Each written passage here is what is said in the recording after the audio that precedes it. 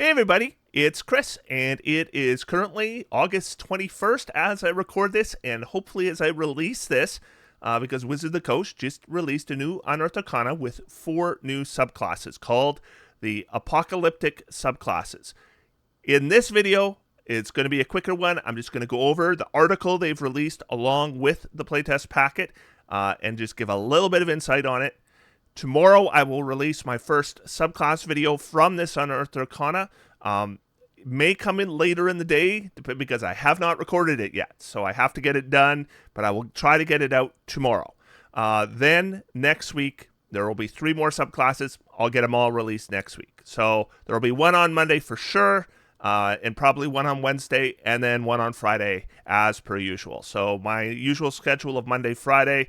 Next week, there'll be one extra on Wednesday, and then this entire document will have been gone through. It's not a super long Unearthed Arcana. It's just the 4 subclasses. So I just want to read through it today so you know what's in store, and then tomorrow we'll dive deep into the first subclass, the Circle of Preservation Druid. All right, so it says Apocalyptic Subclasses by the D&D staff. And as I record this was a couple hours ago. It's time for another Unearthed Arcana playtest. This time we're diving into themes of survival and corruption with 4 apocalyptic subclasses. The Circle of the Preservation Druid, the Gladiator Fighter, the Defiled Sorcery Sorcerer, and the Sorcerer King Patron Warlock. You can read the full playtest packet yourself, or click below for highlights from each subclass, which include designer insights from Wesley Schneider and Mackenzie DeArmas. And we have Circle Preservation Druid, Gladiator Fighter, Defiled Sorcery Sorcerer, and Sorcerer King Patron Warlock. And then they have a little bit of art that is from the Player's Handbook. I believe that's Hunger of Hadar. And then we have our little blurbs for each of the subclasses. So I'm going to go over those right now, and then that'll be the end of this video. Circle of Preservation Druid. The Circle of Preservation Druid subclass is a subclass that focuses on conservation, protection, and restoration. Many iconic fantasy stories center on hope, on people who fight to protect the good in the world. The Circle of Preservation leans heavily into these kinds of stories. Given that narrative framework, we wanted the subclass to be really adept at healing and protecting allies. The subclass introduces a new way to expand uses of Wild Shape, which, I mean, pretty much every Druid subclass introduces a new way to use Wild Shape. At least all the ones in the new Player's Handbook did. Which except for Moon Druid, I guess. Moon Druid just enhanced the regular Wild Shape. Which creates an area of protected land that can buff allies in various ways. And I'll point out, they don't mention it here, but at later levels it also harms enemies. We also give you a bunch of healing, restorative, and protective spells as always prepared to ensure you're always ready to aid those in need. So that video covering this subclass, which is very powerful, I'll say, very powerful, possibly too much, but nevertheless, I'm going to be going over the details of it on Monday. Next, we have the Gladiator Fighter. When designing the Gladiator subclass for Fighter, we took a lot of inspiration from video games, especially classic fighting games. The thrill of a finishing move or a perfectly timed counter is so iconic, and we wanted this subclass to deliver on that fantasy. The Gladiator is meant to be a performer as well as a martial combatant. As such, we leaned heavily into Charisma as a secondary ability for this subclass. And they really did. Your Charisma is going to be very important. The subclass also needs to be brutal, yet still tactically compelling. So its core feature, Brutality, hinges on using additional weapon mastery properties as a vehicle for different cool effects when you hit with an attack roll.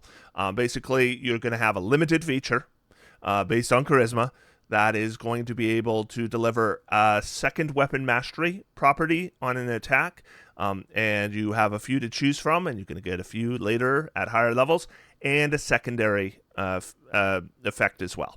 Weapon mastery properties that have been such a fun addition to the game, and it's always a joy to get to play with them more in design. Now, I've heard different takes on weapon mastery. Some people really like weapon mastery for the characters. Others find it kind of ho-hum.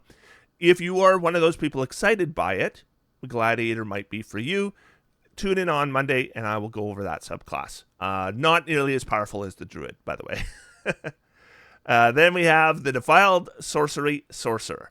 The Defiled Sorcery subclass for the Sorcerer is all about siphoning life energy from yourself and the world around you to fuel your magic. Now, if you ever got into the Dragonlance supplement they'd released, was it a year or two ago? There was a feat for the Black Moon that let the mage use their hit dice to improve their damage. This reminds me of that. There are a lot of ways that you can represent life energy as a game mechanic, and we wanted to use this subclass as an opportunity to explore alternate uses and different approaches to one such mechanic: hit point dice. A sorcerer with the Defiled Sorcery subclass can spend their own hit dice to increase the damage of spells they cast. Especially ambitious sorcerers can even attempt to drain life from another creature, using that creature's hit dice in place of their own. To help mitigate the potential loss of healing capability, with this sorcerer expending hit dice to power their spells rather than to heal, we gave this sorcerer some fun defensive and battlefield control abilities as well to increase their survivability. All right, and very interesting subclass. I kind of like it, I have to say. And then the Sorcerer King Patron Warlock. Warlocks who desire to command the battlefield and intimidate their enemies will find themselves right at home with the Sorcerer King Patron subclass. For this subclass, we want to explore what it would be like to draw eldritch power from a tyrannical figure, and we leaned heavily into aspects of control and fear, so not a good guy. Like our other Warlock subclasses, the Sorcerer King Patron subclass provides the Warlock with a handful of spells that are always prepared. There are some strong damage-dealing spells on this subclass's list, but there are also several tactical spells, allowing this Warlock to cleverly manipulate the battlefield for their benefit. And as you might expect, this Warlock interacts a bunch with the Frightened condition between spells and subclass features. This is not the first Warlock subclass to interact heavily with the Frightened condition. The Undead Patron Warlock also does, though that is from Ravenloft, so it's not a new subclass. This Warlock has a myriad of ways of terrifying a foe, and at higher levels, frightened creatures automatically fail saving throws against this Warlock's magical commands. And it is a very nice feature in regard to that as well.